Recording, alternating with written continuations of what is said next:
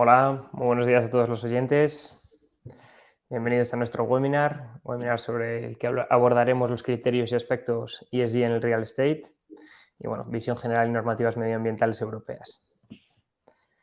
En primer lugar, bueno, daros las gracias. Vamos a esperar un par de minutillos que estamos viendo cómo la gente se está uniendo.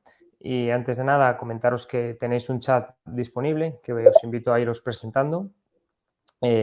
Genial, Antonio, muchas gracias por presentarte. Estará también nuestra compañera Berta como moderadora, donde podéis plasmar las preguntas que os puedan ir surgiendo, cualquier duda técnica que os pueda ir surgiendo a lo largo del webinar. O sea que, por nuestra parte, completamente bienvenidas cualquier tipo de pregunta. Y como decía, vamos a esperar un par de minutillos más a que se acaben de unir los casi 300 espectadores que tenemos inscritos para este webinar. Un webinar que llevaban muchos clientes pidiéndonos, bueno, pues que se realizara, que estaban interesados en conocer las normativas, ver esa visión general y este auge de los criterios y aspectos ESG. O sea que bienvenido a todos los oyentes y esperamos que sea de vuestro agrado el webinar.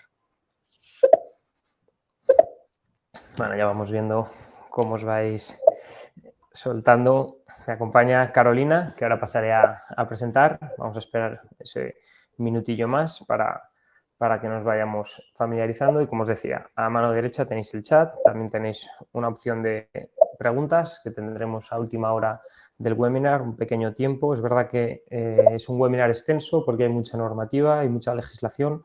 Trataremos de hacerlo lo más rápido posible, de tal manera que nos dé tiempo a preguntas, pero en el supuesto caso de que alguna pregunta o varias preguntas, dado el número de inscritos que hay, pues no podamos abordarlas, pues sin problema las dejaremos para contactaros personalmente y algún experto en la temática pues os responderá a estas preguntas.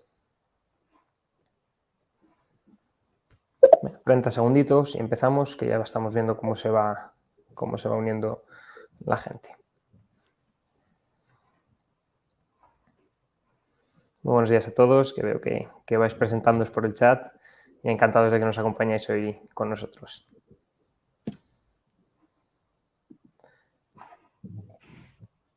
De acuerdo, pues si te parece, Carolina, ¿empezamos? Sí, perfecto.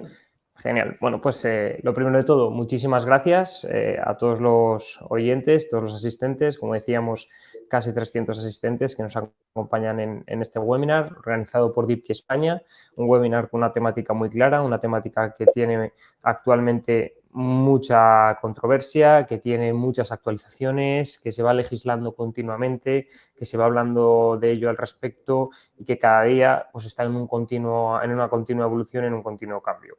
Entonces, bueno, pues lo primero de ellos, la temática que vamos a abordar desde DIPKI hoy es el ESG en el real estate.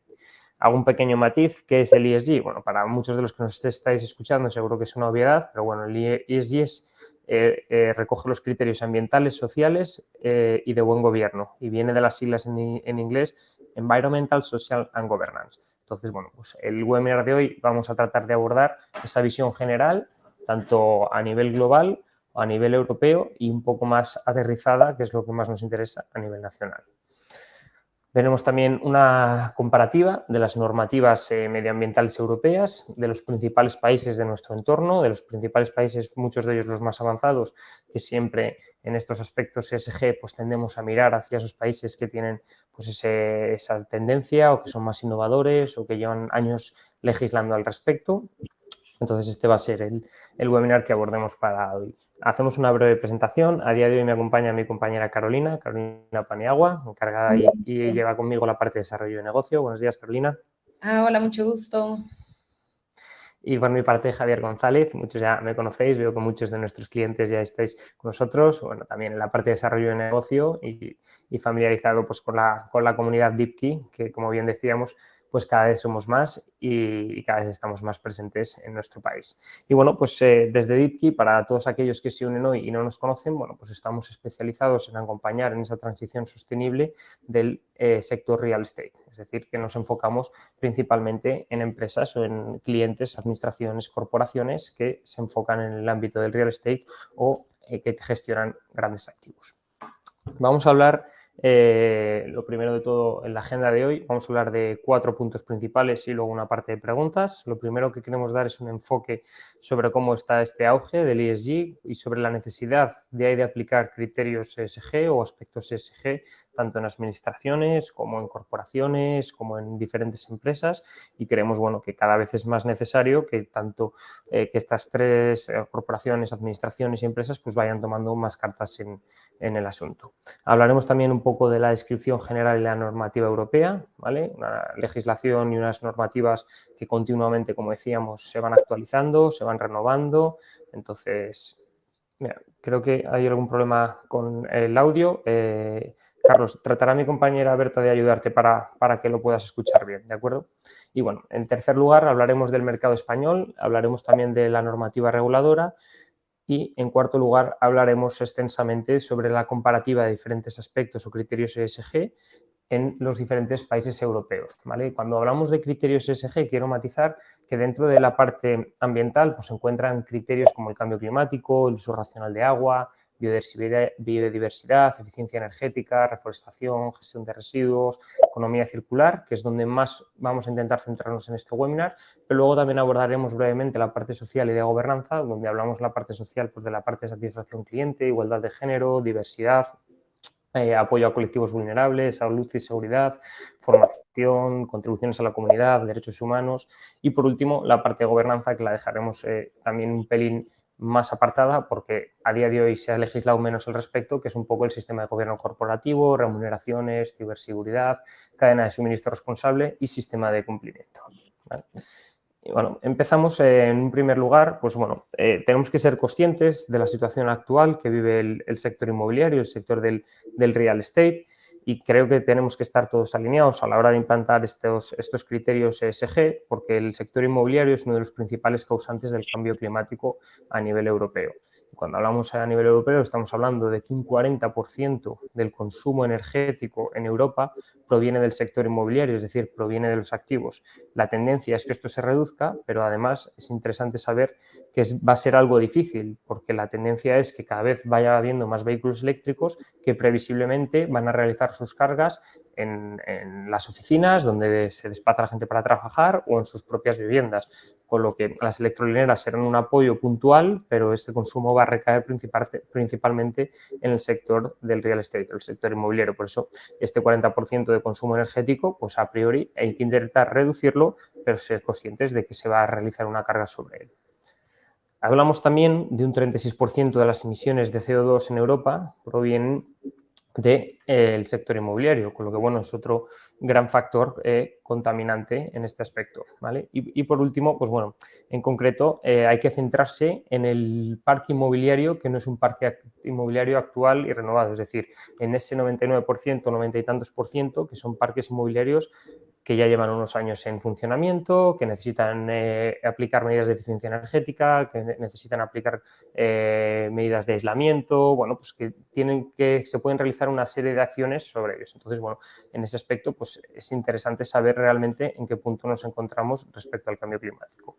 Y luego nos gusta poner esta slide que viene de la Universidad de Reading en Reino Unido y en concreto habla un poco con una serie de barras, te muestra el aumento y la evolución de las temperaturas. En este caso hemos mostrado a nivel nacional en España, en los últimos 120 años aproximadamente, cómo se ve cómo ese aumento de las temperaturas se ha ido incrementando paulatinamente, llegando, bueno, pues si nos fijamos en los últimos 20 o 30 años, pues esa evolución. Y creemos que somos conscientes que cambios climáticos en la historia ha habido muchos cambios climáticos, pero este último cambio climático que estamos sufriendo se está viendo acelerado. En otros cambios climáticos se sucedían a lo largo de miles de años y este cambio climático en apenas 120 años se ve una tendencia y una evolución que realmente es dramática. Entonces, bueno, hay que ser conscientes que está siendo pues, claramente afectado por el comportamiento del ser humano. Y aquí, bueno, pues mostramos un ejemplo de esos 120 años. Os invito a que si queréis contrastar datos o visualizar información a nivel Europa, a nivel de otros países, la similitud es muy similar, ¿vale? Para que lo veáis que la tendencia ha ido creciendo. Es verdad que se puede observar que algunos años se mantiene o puede llegar a bajar, pero la tendencia general es un crecimiento y un aumento de las temperaturas a nivel nacional en los últimos 100 y pico años. Y lo mismo, plasmamos otro ejemplo y lo plasmamos a nivel europeo. ¿Y qué plasmamos? Pues mira, en este caso estamos plasmando a nivel europeo la última década y casualmente en la última década coinciden con los años más calurosos que ha habido en los registros a nivel europeo. Si nos ponemos este ejemplo, desde el 2011 al 2020 se ha ido batiendo los años más calurosos y en concreto el 2016 fue el año histórico más caluroso, pero a posteriori fue superado por el 2020. Entonces ese incremento de temperatura pues supuso casi más de 1,25 grados Celsius, más que la media de los años precedentes. Entonces, pues lo mismo, vamos viendo esa tendencia de ese calentamiento global que se está sucediendo con el paso de los años y realmente, bueno, pues esa necesidad de que tanto las corporaciones, empresas, administraciones, pues tomen un poco cartas en el asunto de la situación actual. Y, de hecho, me gustaría contar una pequeña anécdota y es que, bueno, pues este verano, en el ámbito nacional, el calor no ha sido excesivo, sobre todo para la parte norte, y es que si hacemos una comparativa a nivel europeo, podríamos ver que Francia, España, pues no ha sido un año excesivamente caluroso, pero si lo comparamos con el resto de Europa, sí que se han incrementado notablemente las temperaturas y ejemplo de ello, pues lo que hemos podido ver con los incendios en Grecia, en Turquía y demás países del Mediterráneo, pues donde debido a esas altas temperaturas pues se ha producido unos graves hechos. Y bueno, vamos a pasar ya después de ver esa necesidad de actuar, pues vamos a ver esa necesidad que tienen las empresas, que bien decíamos, que tienen las corporaciones o tienen las administraciones, de tener una estrategia ESG y una transformación esencial para la organización. Y esta estrategia ESG pues viene impulsada por tres aspectos y el principal de estos aspectos es las partes involucradas, las partes más concienciadas. ¿Y quiénes son estas partes? Bueno, pues cada vez hay más clientes que su toma de decisión está condicionada por la actividad que realiza la empresa, por su corporación o su administración, los propios empleados e incluso la opinión pública. Cada vez vemos, bueno, pues que hay una necesidad mayor. Entonces, esta parte importantísima. Pero además, ¿qué estamos viendo? Que cada vez son los propios inversores, los de inversores a nivel internacional, a nivel nacional, que están poniendo más interés en que haya esta transparencia, que haya esa información y que a la vez, pues bueno, vemos índices de sostenibilidad que están más en auge, como es el caso del GRESS, donde nosotros pues somos Global Partners y trabajamos directamente con clientes para facilitar esa información. Vemos informes sobre ESG, informes extrafinancieros, que cada vez los inversores, los asset managers están solicitando, los fund managers están solicitando más información, más transparencia, más reportings con menor periodicidad y vemos incluso pues que cada vez las inversiones se están convirtiendo pues en inversiones socialmente responsables y de hecho ya no se empieza a dejar de hablar de un ROI y se empieza a hablar de un SROI, que es Social Return of Investment, o sea, es un retorno de esa inversión socialmente responsable. Incluso el tema de certificación, a los inversores les interesa saber realmente cómo se comportan sus activos en base a diferentes certificaciones y por supuesto lo que estamos viendo pues con todos estos requisitos de los inversores pues el valor de los activos también se está incrementando, lo que permite conseguir pues una financiación más atractiva con un mejor aval y demás. Bueno, pues eso también es interesante cuando hablamos de una estrategia ESG mencionar que también está potenciada por una serie de beneficios que son socialmente responsables. Y por último, lo que estamos viendo, pues estamos viendo también todo el tema de la administración. Cada vez estamos viendo administración a nivel local, a nivel regional, a nivel nacional, a nivel europeo. Cada vez es más continuo, se está legislando mucho más al respecto. Entonces, en España estamos viendo la ley del cambio climático y transición energética, que se publicó este año, el 1 de julio. Bueno, pues, son avances que se están viendo al respecto sobre cómo se está evolucionando. Y luego pues, estamos viendo en otros países que también hay una legislación, en muchos de ellos más avanzada, que luego veremos esa comparativa, una legislación mucho más estricta, mucho más específica para el sector inmobiliario, sector agrario, sector terciario. Bueno, pues estamos viendo cómo pues, todos los países, tanto a nivel europeo como luego a nivel específico de cada país, pues van abordando. Incluso lo estamos viendo en Reino Unido como la ley MES o incluso en Países Bajos, que también están relativamente avanzados, como estamos viendo como el decreto neerlandés pues aborda la legislación específica sobre construcción. Pero bueno, esto no deja de ser un ejemplo porque, por ejemplo, valga la redundancia, en el caso de Madrid o Barcelona también hay legislación para llegar a ese 2050 con una con unas emisiones neutras en carbono. Bueno, pues estamos viendo que continuamente la administración pues tiene que ser uno de los ejemplos claros y está tomando cartas en el asunto y es un valor importante a resaltar que vamos a ir todos de la mano en este sentido. Doy paso a mi compañera Carolina para que explique en detalle pues, la descripción general de la normativa europea y cómo va a ir evolucionando a lo largo de los próximos años. Muchas gracias, Javier. Bueno, pues ahora pasaremos a hacer una descripción general de la normativa europea. Para esto hemos optado por hacer un análisis cronológico de la normativa europea en materia de energía y en el mundo inmobiliario. Como mencionamos anteriormente, los edificios representan un 40% del consumo energético de la Unión Europea y alrededor de un 36% de las emisiones CO2. Por lo tanto, podemos entender por qué ambas normativas están profundamente vinculadas y cómo la Unión Europea opta por regular el sector real estate para llegar a los objetivos que se propone. Nosotros optamos por hacer un análisis cronológico, ya que de esta manera podemos entender de dónde viene la normativa, qué está pasando ahora y cuáles van a ser los siguientes pasos. Creemos que un buen conocimiento de la normativa y su trayectoria supone una ventaja significativa y nos puede ayudar a construir una estrategia que se adapte a la realidad y a los cambios que van a suceder. Nosotros aquí distinguimos 3 distintas fases. En primer lugar, es interesante señalar que la regulación energética a nivel europeo se basó en objetivos únicamente económicos. Lo que se buscaba era fomentar la competitividad para poder aumentar el poder adquisitivo de los consumidores, al mismo tiempo que se configuraba una red interconectada para asegurar el suministro de energía y con ello el crecimiento económico. A esta fase se llama la fase de liberalización del mercado. En segundo lugar, en el 2005 se puede identificar el punto de inflexión entre los objetivos puramente económicos con los objetivos climáticos que actualmente impulsan la estrategia de la Unión Europea. Y por último, la tercera fase, que es la que empezó este año, la Unión Europea está avanzando en una normativa más estricta con la finalidad de poder cumplir los objetivos fijados. Nos podemos dar cuenta cómo la normativa actual ha demostrado eficacia. Sin embargo, si queremos cumplir con los objetivos marcados para el 2050, sí necesitamos ser un poco más estrictos, ya que hay distintos avances, depende del Estado miembro, o sea, no estamos avanzando de forma unificada. Bueno, ahorita adentrándonos un poco más a detalles de cada una de las etapas, es interesante ver cómo ha habido un cambio en la estrategia europea y los contrastes entre una normativa y otra.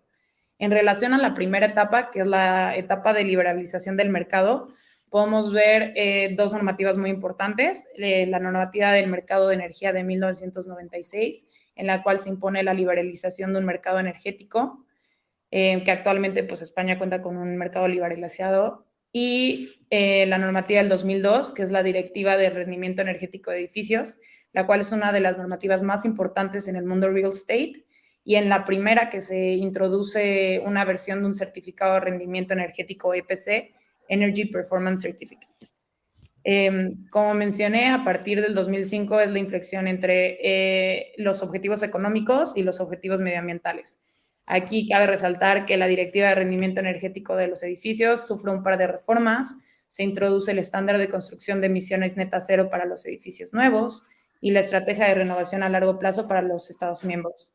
Como consecuencia de esto, se publica la Directiva sobre Eficiencia Energética, la cual impone una meta estricta y cuantificable de ahorro energético en Estados miembros, y la Directiva de Rendimiento Energético de Edificios, la EPBD, la cual se tiene como objetivo mejorar la eficiencia energética de edificios teniendo en cuenta las diversas condiciones climáticas y particularidades de cada una de las localidades de los Estados miembros. En esta directiva se establecen requisitos mínimos y un marco común para el cálculo de eficiencia energética y se promueve la renovación y el uso de tecnologías inteligentes para los edificios. Esta tercera fase, que es la que comenzamos, bueno, la de la actualidad, podemos ver que las últimas pronunciaciones de la Unión Europea se centran en poner como prioridad la neutralidad de emisiones de carbono de edificios. Bueno, y antes de seguir avanzando, he hablado mucho de la neutralidad de carbono y no he especificado de qué estamos hablando con neutralidad del carbono. Entonces, bueno, me gustaría hablar un poco de ello. La neutralidad de carbono se concibe cuando se emite la misma cantidad de dióxido de carbono a la atmósfera de la que se retira por distintos tipos de vías, lo que lleva a un balance cero y por ende una huella de carbono cero. Bueno, hablando de la actualidad, hoy hay 3 grandes avances. Es la entrada en vigor del Reglamento de Divulgación de Finanzas Sostenibles de la Unión Europea, en la cual se mejora la estructura de la regulación alrededor de la inversión sostenible. En segundo lugar, la taxonomía europea, de la cual estaré hablando en la siguiente diapositiva con un poquito más de detalle, en la cual se implementan criterios más estrictos a los términos de inversión sostenible, y también se está hablando de hacer unas modificaciones a la Directiva de Eficiencia Energética y la Directiva de Rendimiento Energético de los Edificios. Por otro lado, también la Comisión Europea está actualmente trabajando en una taxonomía social, la cual sentará bases de qué activos financieros son elegibles y cuáles no, desde un punto de vista de inversión con fines sociales. Se trata de una publicación de un informe que se dará a finales del 2021, en el cual se explicará cómo se estructurará y cómo funcionará esta taxonomía social. Ahora hablaré un poco sobre la taxonomía verde de la Unión Europea y, bueno, ¿qué es esta taxonomía? Bueno, esta taxonomía es una nueva clasificación de actividades económicas que contribuye a los objetivos medioambientales marcados por la Unión Europea para mitigar y adaptarse al cambio climático. Se hace un listado de indicadores que permita a los inversores saber de forma objetiva y unificada qué tanto las actividades que realiza una determinada empresa van alineados o no con las metas de sustentabilidad. La finalidad de esta taxonomía es aumentar la confianza de los de las inversiones verdes y asegurar el cumplimiento de criterios sólidos y transparentes alineados con el Pacto Verde Europeo, con los compromisos hechos bajo el Acuerdo de París y con los Objetivos de Desarrollo Sostenible de la ONU. Bueno, con la finalidad de saber qué actividades son elegibles, se especifica que la actividad debe de cumplir con uno de los 6 objetivos de la taxonomía, que son la mitigación del cambio climático, la adaptación del cambio climático, la utilización sostenible y protección del agua y de recursos marinos, la transición a una economía circular, prevención de residuos y de reciclado, prevención y control de contaminación y protección de ecosistemas saludables. Además de cumplir con uno o más de estos objetivos, se tiene que contribuir a una economía neutra en carbono, no dañar significativamente otros objetivos medioambientales y llevar a cabo la actividad con un mínimo de estándares éticos y laborales, como ir alineado con tratados internacionales de, por ejemplo, la OIT. Bueno, ahora pasaremos a hablar de una comparativa entre los países europeos con mi compañero Javier. Genial, muchas gracias, Carolina. Muchas gracias, y una parte muy interesante ver un poco pues cómo está enfocada toda la normativa europea y cómo va a ir avanzando. Y ahora, a continuación, pues lo que vamos a hacer es hacer una comparativa entre las diferentes normativas internacionales, cómo estas están implementadas y cómo cada uno de los Estados miembros pues ha ido legislando tanto a nivel nacional y cómo esto impacta dentro del sector del real estate o del sector inmobiliario, porque hay directivas que son nacionales y otras que son internacionales. Entonces, en este estudio vamos a comparar una serie de países, unos países, bueno, pues con los que tenemos bastante afinidad desde España, y otros países pues que son pues realmente los que están innovando más, lo que están apostando más por los criterios ESG o los aspectos ESG, y entre esos países pues se encuentran Países Bajos, Alemania, España, Italia, la parte de Bélgica, Francia y Reino Unido. Van a ser los países que incluíamos dentro de este estudio. Y veremos qué datos vamos a comparar. Bueno, pues vamos a comparar la reducción de las emisiones de gases de efecto invernadero. Vamos a ver el desempeño ambiental o medioambiental que ha llevado a cabo cada uno de estos países. Vamos a ver también la parte de certificado de desempeño ambiental, qué normativas atañen en cada uno de estos países, y además vamos a ver cómo han ido evolucionando a nivel de etiquetas y a nivel de certificados. Veremos también la estrategia de renovación a largo plazo desde la Directiva de Rendimiento Energético de Edificios de 2018. Veremos también cómo está la implantación de contadores inteligentes en cada uno de estos países. Esto se atañe a una directiva del 2009 relacionada con la electricidad y el gas. Veremos también la obligación del ahorro energético acumulativo, que eso viene directamente de la Directiva de Eficiencia Energética, se publicó en 2012. Y por último cerraremos este estudio con una definición de edificios de consumo de energía casi nulo, ¿vale? También este dato pues, relacionado con la Directiva de Rendimiento Energético de los edificios, ¿vale? Bueno, pues damos paso. Si os fijáis en la parte de abajo, y antes de empezar con el estudio, veréis que se indica en cada uno de estos, se indica una serie de fuentes, bueno, para que veáis que los datos pues, están contrastados. Y como decía mi compañera Carolina, pues todos los países buscan de cara al 2050, el objetivo es un objetivo claro y persiguen la neutralidad en carbono. Y como bien decía Carolina, esta neutralidad se puede conseguir emitiendo menos emisiones de CO2 o compensándolas con bosques o con cualquier otro tipo de acción, con energías renovables y demás. Pero hay que ser conscientes y hay que ser realistas de que cada uno de estos países, pues bueno, parte de unas situaciones y con unas estrategias distintas. No es lo mismo un país que lleva años avanzando al respecto que un país que acaba de empezar. Entonces, bueno, aparte de la ambición que tenga cada país, pues es importante contrastar esas circunstancias actuales y las necesidades por las que pasa cada uno de los países. Aunque estemos comparando países dentro de Europa, pues cada uno puede tener unas necesidades, puede pasar por unas crisis financieras, puede destinar más recursos, menos. Entonces, bueno, eso es un aspecto interesante a valorar. Y aquí lo que estamos viendo, bueno, pues es el objetivo para la reducción de esos gases de efecto invernaderos que se fijó como un objetivo intermedio para el 2030. ¿Y qué vemos? Bueno, pues que algunos países fueron más ambiciosos porque habían hecho acciones o habían llevado medidas previamente. En el caso de Reino Unido y Países Bajos, que son los dos países más ambiciosos en este sentido, pues se llegaron, en el caso de Reino Unido, a fijar un objetivo del 68% de reducir esas emisiones, Países Bajos un 49%, Alemania un 40%, Francia un 40%, Italia un 39%, Bélgica un 35% y España un 23%. Bueno, hemos de reconocer que el objetivo de España es de los más bajos en comparativa con el resto, pero también tenemos que reconocer que hasta ahora no se había legislado al respecto a nivel nacional. Entonces, bueno, pues una normativa relativamente nueva. Entonces, bueno, pues mejor este 23% que no tener ni siquiera objetivos fijados, perdón. Y luego, ¿qué vemos en esta segunda parte del estudio? Vemos, bueno, cómo ha ido ese índice de desempeño medioambiental, qué puntuación tiene cada uno de estos países y luego esa tendencia según el índice de desempeño medioambiental. Y lo que vemos, pues bueno, aquí vemos cómo los países están colocados según esa puntuación en ese índice de desempeño medioambiental.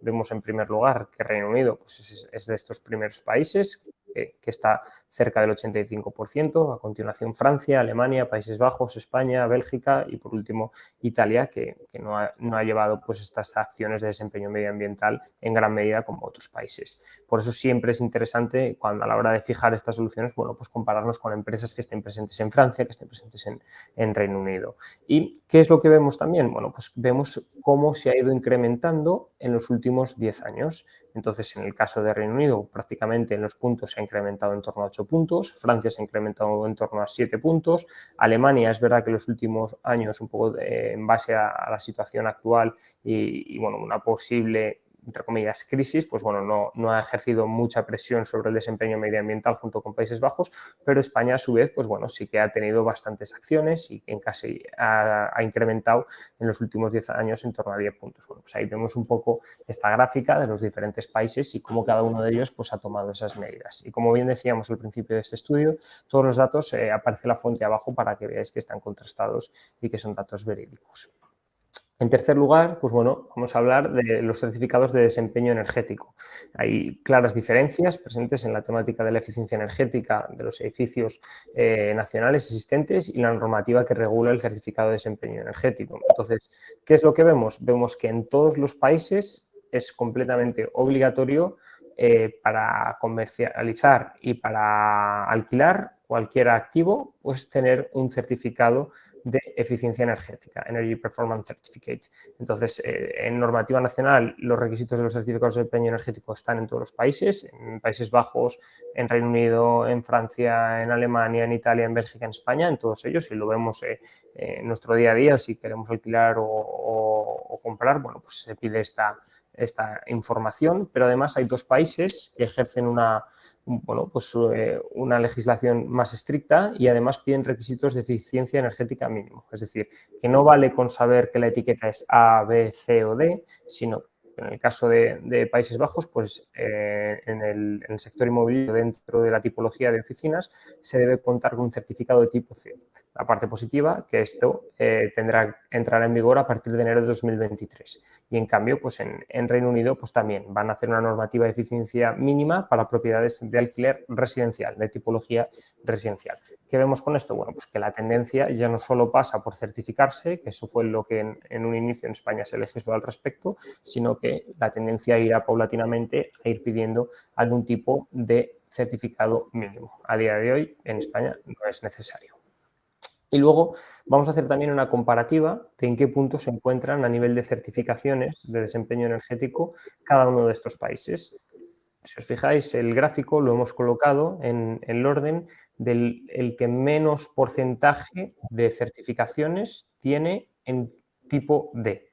Entonces, lo que vemos en primer lugar es que el país con menos certificaciones en tipo D son los Países Bajos, luego Reino Unido, que iría descendiendo, o sea, iría ampliándose el porcentaje de certificaciones de edificios en tipo D, luego iría Francia. En el caso de Bélgica se hace una pequeña distinción y un pequeño matiz entre la zona de Flandes, en la zona norte de Bélgica, y la zona del sur de Bélgica, la zona francófona, que también pues, bueno, se hace ese pequeño matiz y esa diferencia. Incluso en Italia vemos que el porcentaje de certificaciones tipo D es bastante amplio, y ya por el último lugar, en este caso no podemos sacar pecho desde España, porque prácticamente la totalidad de las certificaciones que hay en cada uno de estos activos, pues de estos edificios, pues son de tipo D. Y en último lugar, pues destacaríamos que respecto a Alemania no tenemos datos disponibles sobre este desempeño energético. Y ahora vamos a hablar un poco de la estrategia de renovación a largo plazo. Hay países que han presentado una estrategia de renovación a largo plazo, que la han ido implementando y la han ido retrasando en algunos casos por lógica, dado el coste-beneficio, porque supone una inversión. Pero bueno, vemos que en este caso la estrategia de renovación a largo plazo, que está regida por la Directiva de Rendimiento Energético de Edificios del 2018, pues en muchos de estos países, el Building Performance Institute de Europa pues, ha ido atribuyendo unos niveles. Estos niveles pues, se corresponden exactamente con el nivel de exigencia que tiene cada uno de estos países. En este caso, pues, España destaca porque le atribuye el Building Performance Institute, el Instituto de Comportamiento de los Edificios a nivel europeo, le atribuye un 4,2/5. En la zona de Bélgica, la zona de Flandes le atribuye un 3,3, Países Bajos un 3,0, Francia un 2,7, Alemania un 5 y la zona de Bélgica francófona pues un 1,9.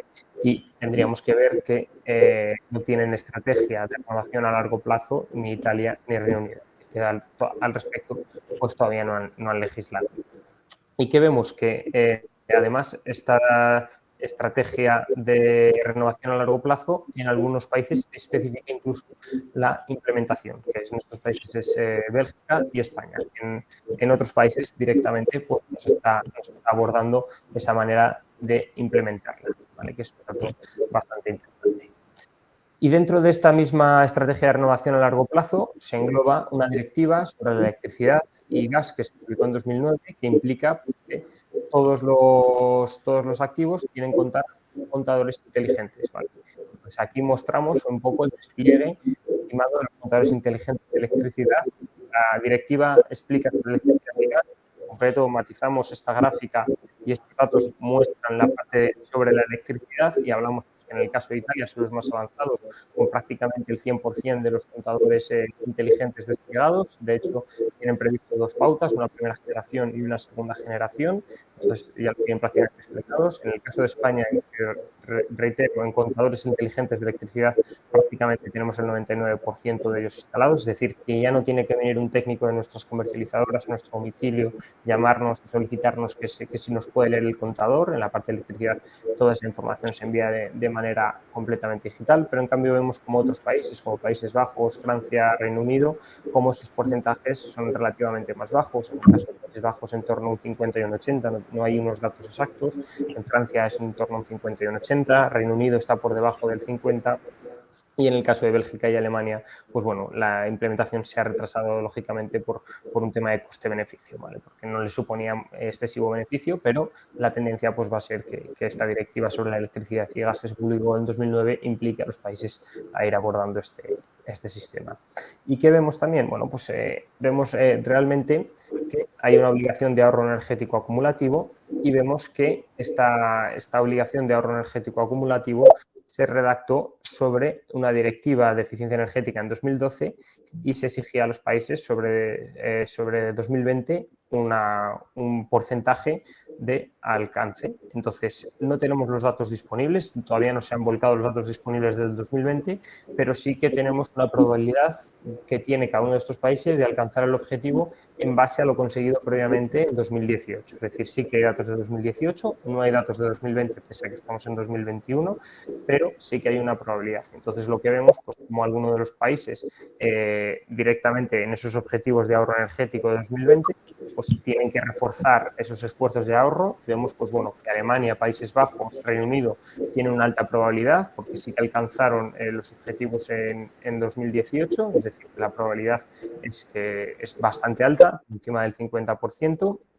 En el caso de Francia, Bélgica e Italia es probable porque estuvieron en torno al 50% y en el caso de España, pues bueno, es bastante improbable que se puedan alcanzar esos objetivos de ahorro energético acumulativo publicados en la Directiva de Eficiencia Energética del 2012. ¿Vale? Y reiteramos, son datos del 2018 y una probabilidad estimada de lo que tendrían que haber conseguido en 2020, dado que los datos todavía no se han publicado, pese a que estamos en 2021. Y ahora vamos a hablar también un poco de estos objetivos de ahorro energético, cómo cada uno de esos países pues, ha sido más o menos exigente respecto a las recomendaciones de la Unión Europea y la definición propia del Estado. Entonces, vemos dos países que destacan por encima en esta comparativa de las definiciones de edificios de energía casi nula. Es decir, esto es específico para oficinas según las recomendaciones de la Unión Europea. ¿Y qué vemos? Vemos que Países Bajos y la zona de Bélgica, la zona de Flandes, tiene una regulación a nivel de Estado mucho más exigente que lo que es la Unión Europea. Pero, en cambio, el resto de los países, empezando por Alemania y a continuación España, Francia, Italia y Reino Unido, pues la legislación y las recomendaciones a nivel europeo son más estrictas que las del propio país en ese objetivo de ahorro energético del 2020. Entonces, bueno, vemos esos pequeños matices que puede haber. Estos objetivos están medidos en base al consumo de energía principal máximo, es decir, kilovatio por metro cuadrado anual, ¿vale? Entonces, aquí, como vemos, pues Reino Unido se fija a nivel nacional casi 160, en cambio la Unión Europea está en torno a 60, ¿vale? Entonces, bueno, pues vemos esa discrepancia en torno a las diferentes legislaciones que tiene cada uno de los países con la que hay redactada y legislada a nivel europeo. Entonces, hay que sacar una serie de conclusiones respecto a todas estas normativas de ESG en el ámbito internacional, y aquellas conclusiones, pues lo que creemos y lo que abordamos desde IPCI, que somos una empresa tecnológica que ayudamos a cada uno de nuestros clientes a conseguir la sostenibilidad, a reforzar la automatización de esos procesos de recopilación de datos con tecnología, digitalización y automatización, es que todo este tema de normativas y criterios ESG no debe ser una carga, sino todo lo contrario, se trata de una oportunidad para mejorar el rendimiento extrafinanciero y, por lo tanto, esto va a ir de la mano a mejorar el valor de cada uno de estos patrimonios, de cada uno de estos portfolios. Entonces, realmente no hay que verlo como una necesidad imperante, hay que verlo como una oportunidad. Y luego, pues dentro de algunos pequeños puntos interesantes o bullet points que queremos mencionar, pues es que la reestructuración del sector inmobiliario tiene que ser algo inminente, que hay que cumplir una serie de expectativas que cada vez son mayores, un parque inmobiliario que es relativamente obsoleto y, bueno, que a nivel de inversores y accionistas, pues cada vez se va a ir exigiendo continuamente más, ¿vale? Cada vez vemos, por otro lado, la importancia del crecimiento del rendimiento extrafinanciero de todas las organizaciones, de todas las empresas. Cada vez hay que hacer más informes extrafinancieros. Es interesante apoyarse en la tecnología para tener informes extrafinancieros que permitan, pues, a las empresas poder darles esa facilidad, esa visualización general, esa toma de decisiones mucho más rápidas. Y luego vemos también todo el tema de normativa sobre ESG, que se está redefiniendo en el sector, como decíamos previamente, tanto a nivel nacional como europeo. Cada vez se está legislando más, es una rueda que va en continuo movimiento y difícilmente va a parar. Y, por último, como un hecho notablemente destacable, es, bueno, pues la vuelta de Estados Unidos al Acuerdo de París, que como sabemos todos, pues se desvinculó y luego se ha vuelto a asociar, y es importante tener uno de los grandes países o grandes gigantes a nivel internacional, pues que esté comprometido con el Acuerdo de París, que es uno de los principales objetivos que tienen todos estos países con los que hemos mencionado hasta ahora. Vamos a dar paso nuevamente a mi compañera Carolina para que hable un poco más a nivel local, a nivel nacional, en concreto de España, del mercado español y cómo está la normativa, cómo se prevé que vaya a estar en los próximos meses y años y cómo puede afectar dentro del sector inmobiliario. Gracias, Javier. Pues ya tuvimos una descripción general de qué está pasando en la normativa europea, ya vimos una comparativa entre países. Ahora creo que toca adentrarnos un poco en nuestro mercado y hablar de su normativa. Bueno, la estrategia energética española se centra en reducir la dependencia energética externa y los precios de energía mediante un proceso de modernización. Bueno, actualmente, o sea, eso de los precios de energía que hayan bajado no es muy real porque nos hemos dado cuenta que no han disminuido los precios, pero pues ese es el objetivo. El tamaño, bueno, para contextualizar la actualidad española, voy a hablar un poco acerca del tamaño del mercado, la estructura, los agentes del mercado y los procesos de medición que se tienen aquí en España. Bueno, para empezar, vamos a hablar un poco del mercado español. España, según el censo del Instituto Nacional de Estadística del 2018, tiene alrededor de 47 millones de personas. Según el World Data, el consumo de energía eléctrica en España es de alrededor de 239 billones de kilovatios por hora y 31 millones de metros cúbicos de gas, siendo la mayoría del suministro energético proveniente del gas natural y el aceite. En cuanto a la estructura del mercado en esta materia, bueno, cabe resaltar que, o sea, como mencionamos anteriormente, en 1996 la Unión Europea habla sobre una liberalización de mercado. Bueno, pues España responde a esto y tiene un mercado liberalizado en gas y en el mercado eléctrico. El mercado eléctrico se rige por la ley del sector eléctrico y el de gas por la ley de hidrocarburos. En el mercado interviene, es importante resaltar que interviene la Comisión Nacional de Mercados y la Competencia, que se encarga de asegurar las condiciones de libre competencia entre las empresas, el MIBEL, que es el mercado ibérico de electricidad, el cual busca la integración y cooperación de los sistemas eléctricos de España y Portugal, y MIBGAS, que es el responsable de la gestión del mercado organizado de gas en la península ibérica. En cuanto al proceso de medición, España respondió a la directiva europea, la cual establece un objetivo de un 80% de contadores inteligentes para el 2020. Por lo tanto, todos los contadores eléctricos con potencia contratada superior a 15 kilovatios ya cuentan con una discriminación horaria y una gestión remota desde el 2018. También cabe resaltar que tenemos un código CUPS, que es el Código Universal de Punto de Suministro, el cual es un código alfanumérico en el cual se identifica un punto de suministro energético. En cuanto a la preocupación climática en España del sector inmobiliario, se centra en la eficiencia energética y la renovación de edificios. En política general, este año se publicó la Ley del Cambio Climático y Transición Energética. Lo que hace esta ley es buscar establecer unos objetivos para el 2030 y estos objetivos para el 2030 que ayuden a llegar al objetivo de neutralidad de carbono del 2050. Bueno, de esta ley voy a estar hablando en la siguiente diapositiva con un poco más de detalle. Luego también cabe hablar de los principales agentes, que son los agentes claves, que es la materia, que es el Ministro para la Transición Energética y Reto Demográfico, MITECO, el cual es responsable de la aplicación de las políticas sobre el cambio climático, y el Ministerio de Transportes y Movilidad y Agenda Urbana, MITMA, es el responsable de la estrategia a largo plazo para la modernización energética en el sector de la construcción. Y bueno, ahora yéndonos un poco a la normativa, pues la normativa que afecta al sector inmobiliario es la estrategia a largo plazo de rehabilitación energética, la cual establece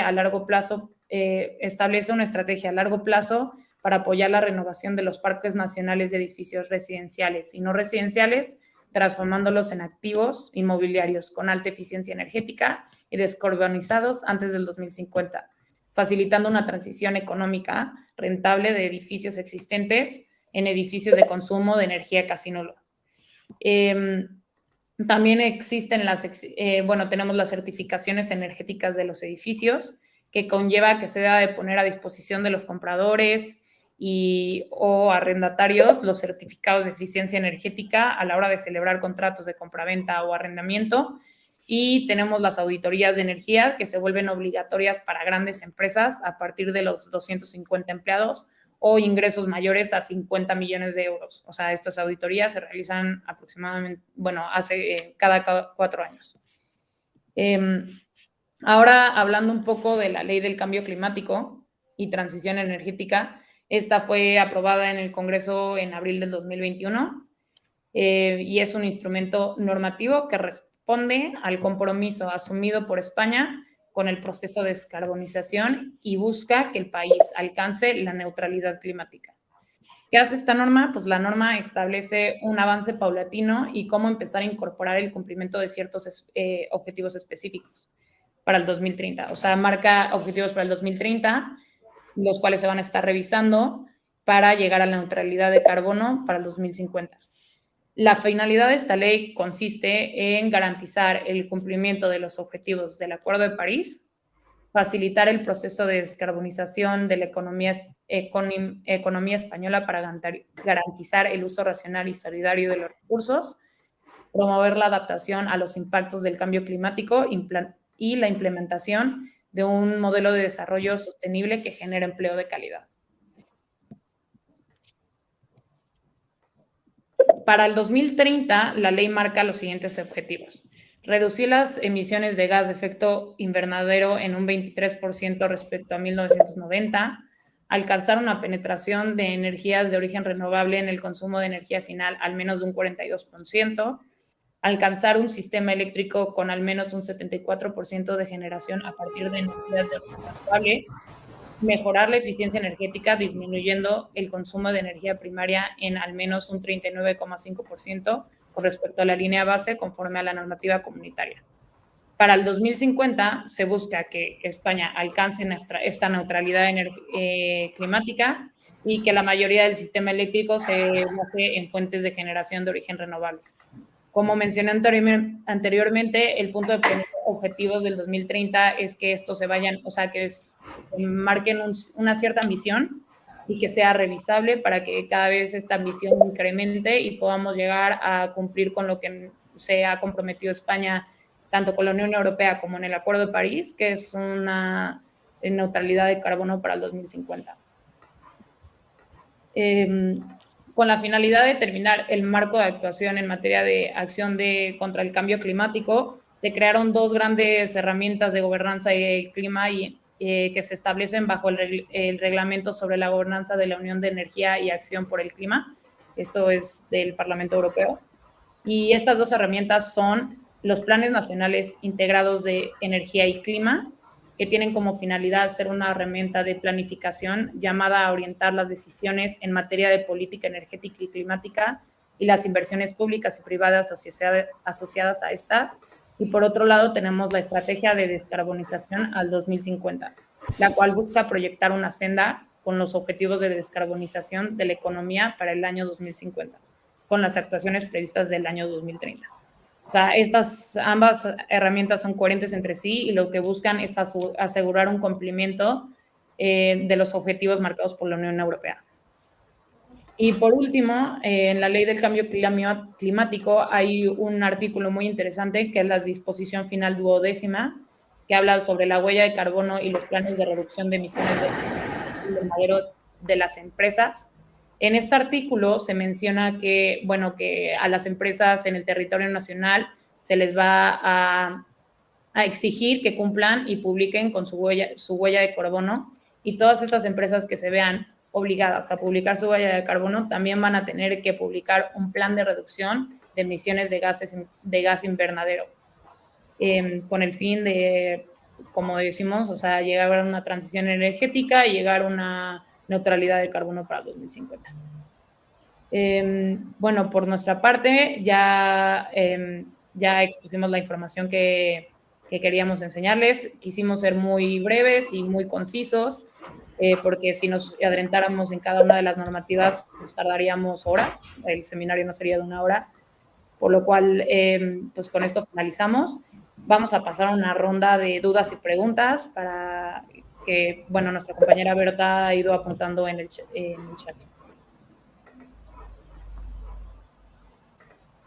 Javier.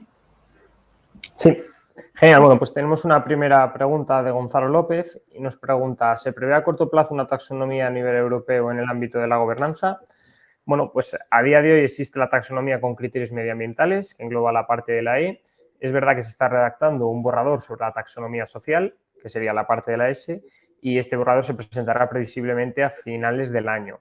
La problemática con la taxonomía social es que pues los aspectos sociales son algo más complejos de cuantificar y medir dada la disparidad de los datos, pero contestando a la pregunta respecto a la taxonomía de gobernanza, por el momento no se prevé a corto plazo que sea publicado al respecto. O sea que en ese sentido no es previsible.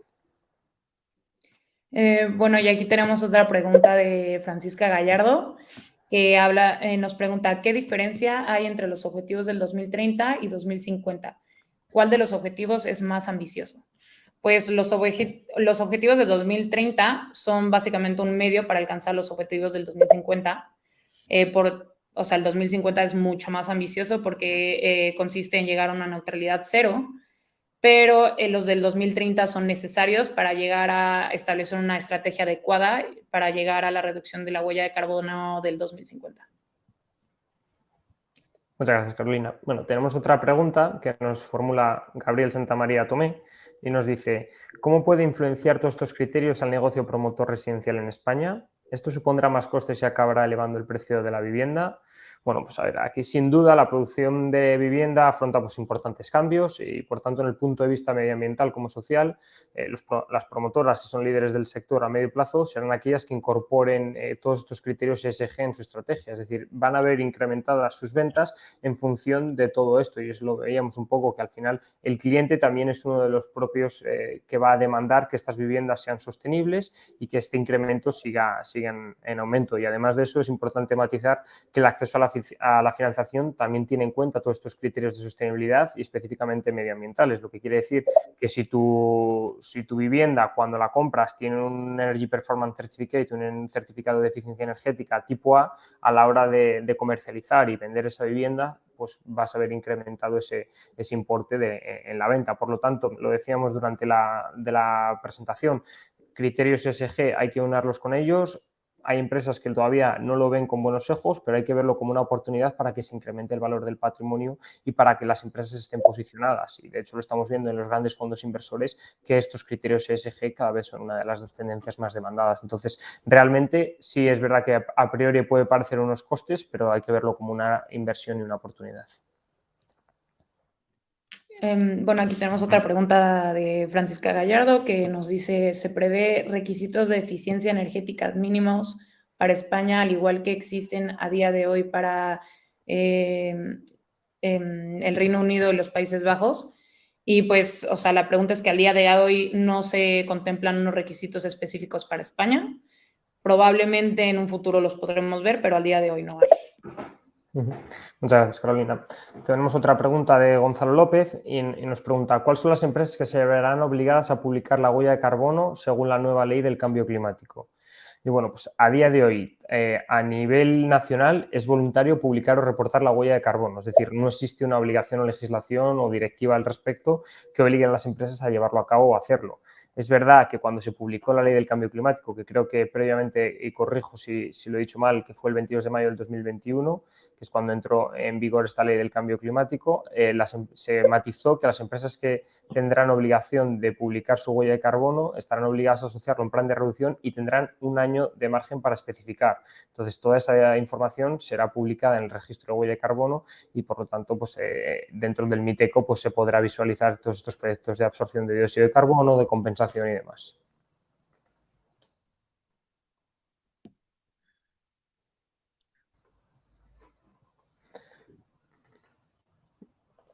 Vale. Carolina, no sé si quieres abordar la siguiente pregunta de Gabriel Santamaría Tomé.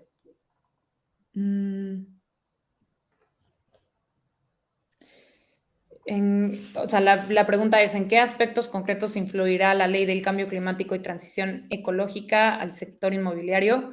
Pues, o sea, hay muchos matices, es muy, o sea, como que la ley es muy concreta, por lo cual, o sea, creo que sería, para no abordar mucho tiempo aquí, sería oportuno que le contestemos esta pregunta ya mucho más específica mediante el correo electrónico, que se la vamos a mandar en breve cuando acabe el seminario.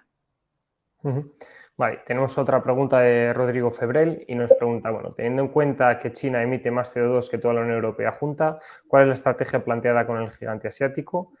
Poco sentido tiene que Europa tenga emisiones cero si China, como se prevé, emita cada año más CO2 en un pico estimado para 2030.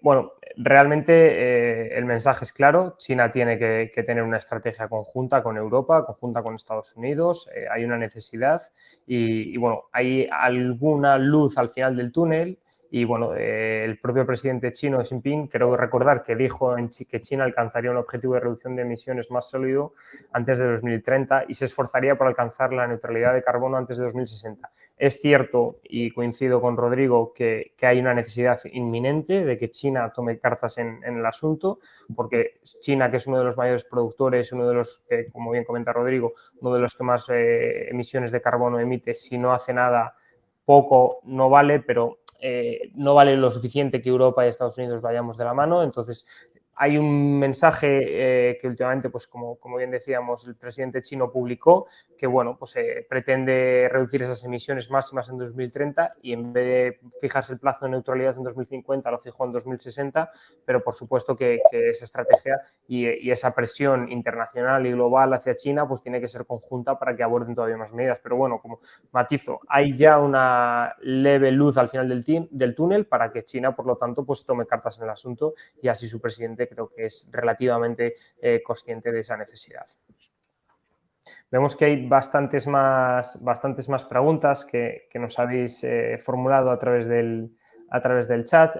Bueno, tomaremos nota de todas estas preguntas porque al final, al haber bastantes inscritos, pues no vamos a poder abordar todas ellas, pero os contactaremos desde DeepKey España, cada uno de los expertos en cada una de las temáticas que habéis formulado, tomamos nota de las preguntas y os enviaremos todas estas respuestas de manera personal. Y si, como bien comentaba mi compañera Berta, si necesitáis que se envíe el replay del webinar con la información a la que se ha abordado, pues estamos completamente disponibles, ¿de acuerdo? Y por último, pues nada, os damos las gracias a todos los asistentes por asistir a nuestro webinar. Esperamos que os haya servido de gran utilidad. Desde DeepKey nos ponemos a vuestra total disposición para cualquier necesidad que tengáis como plataforma SaaS de recopilación, monitorización y ayuda en alcanzar esos objetivos de sostenibilidad para las empresas y además, bueno, pues como consultores que somos especializados en sostenibilidad, pues realmente nos aporta un gran valor a la hora de poder ayudar a nuestros clientes y a las diferentes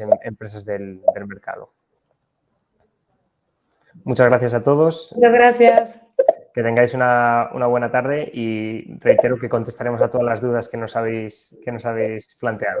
Muchas gracias de nuevo. Hasta luego. Un saludo. Hasta luego.